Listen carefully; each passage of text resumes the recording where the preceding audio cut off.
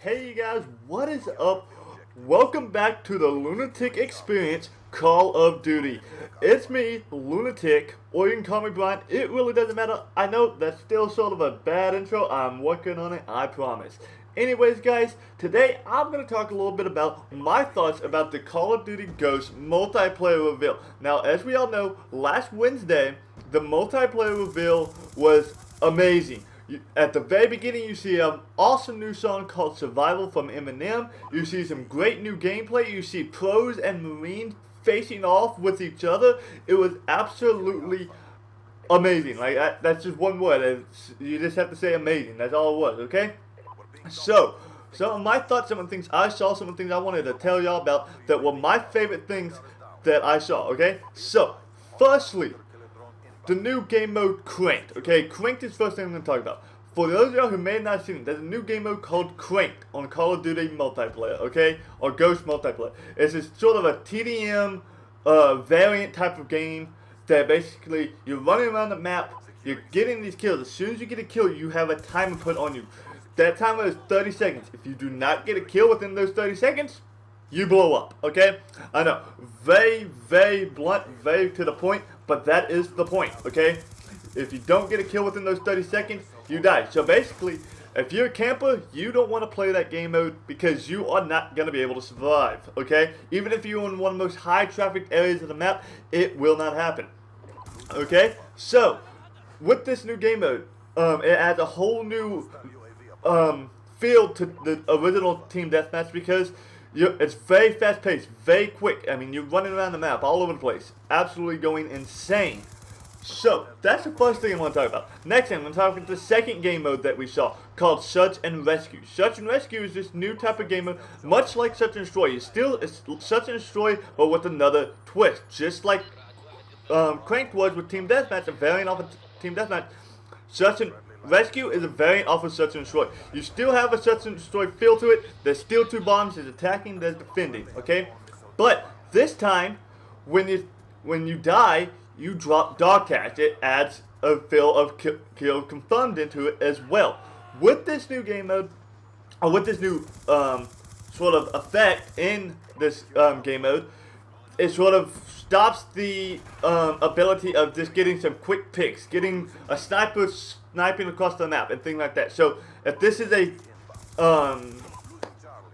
competitive game mode that we're going to see, it's going to add a whole new feel to competitive Call of Duty, because usually in Search and Destroy, you're going to get that sniper off. You're going to get those assault rifles, go to the long range of sights, and try to pick someone off very quickly. But now you can't, because if you pick someone off, their teammates can just run back and spawn them back in by getting their dog tags. So it's absolutely crazy, and I think it's going to be a great mode to add to the competitive scene. Okay, granted, will that replace Search and Destroy?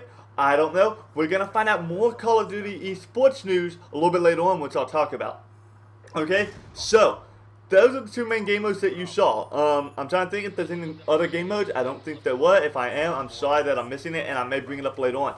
Secondly, some of the new streaks that we saw. We saw a new type of UAV. Basically, it's a UAV, except it's a ground-based UAV system. It's called a SATCOM, I believe.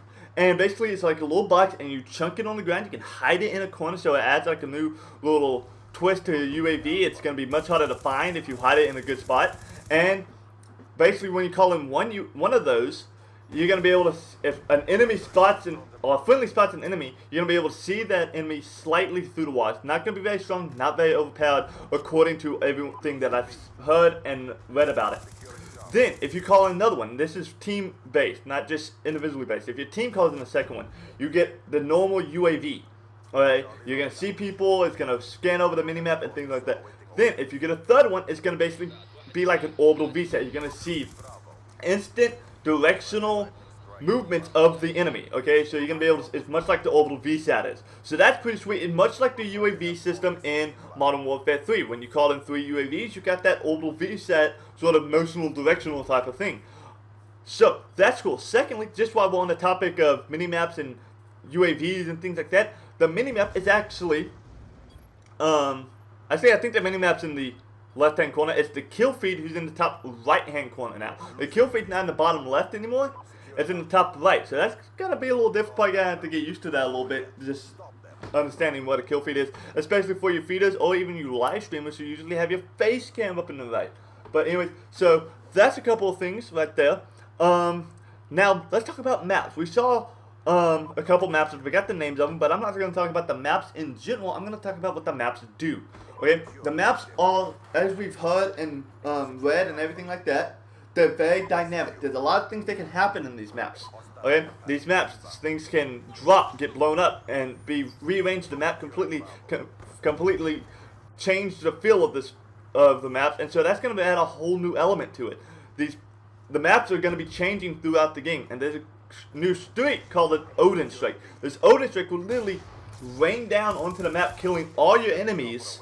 Okay, but then it destroys stuff on the map, creates craters, creates holes, creates blocks, like building will fall and you'll be blocked. You can't go that way anymore. So you're gonna have to learn the maps and then relearn them after an Odin Strike is gone. Now I don't know if it's random every time or is it an actual set or there's multiple options that an Odin Strike will give in at random points.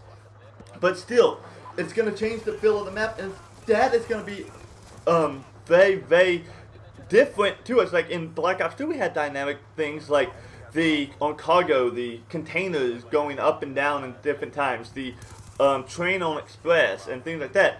But here, it's going to be a totally different thing because it's going to literally change the entire look of the map. Like, it's going to be totally different. You can blow up like a gas station in one of the maps, and it's going to make that gas station crumble over, so you just created a whole new cover for yourself. So the things that player can do, and then streaks that can happen as well. So some of the streaks, let's talk about streaks since we're on this. Some of the streaks are absolutely insane. Well, we talked about the UAV, or the SATCOM, and I think I got off topic about the streaks when I was talking about that. But some of the other streaks, there's a thing called a Night Owl, which is sort of like a, I don't know what it's called. It's like, I don't know what a Night Owl does. I don't know if it's like a, anyway, I don't know. I don't know if it's like a spy little helicopter thing or whatever. But anyways, there's a thing called a Night Owl. I don't know exactly what it does, but I saw it and I heard about it. But then, now you can have a dog named Riley that's in the single player that we all saw. It's Riley the dog. Single player character, that dog that we got to see. Well, now it's going to be in multiplayer. This new score streak is when you call that dog in, it will literally escort you around that map. It's kind of like an escort drone. It's kind of like your own personal canine unit. It's literally going to follow you around the map. It's going to growl or bark when the enemy is near, and it will attack an enemy. It will warn you when the enemy is near, so that's pretty sweet. Next, there's Dragonfire is back. The Dragonfire is back, but a little bit different.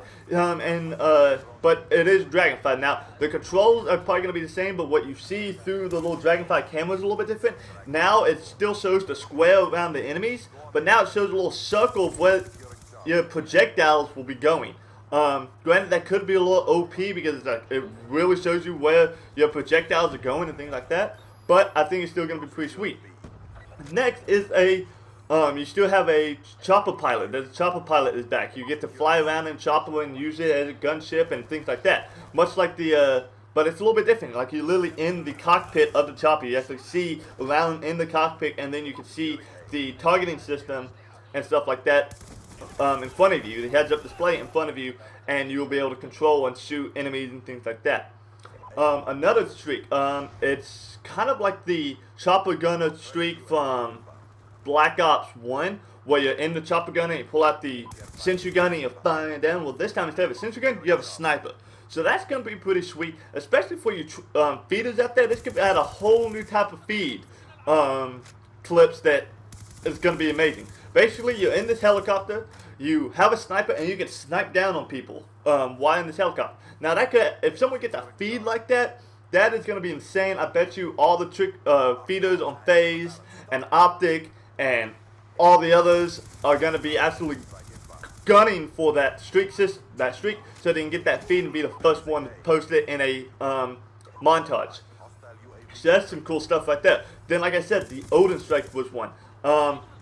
So that's a couple things. Now, the class system. Now, let's talk about the class system. Class system, much is like the Pick 10 system of Black Ops 2, except this time, it's more points. You get earned points and things like that, and you can put them towards perks. You can put them towards guns. Attachments are free.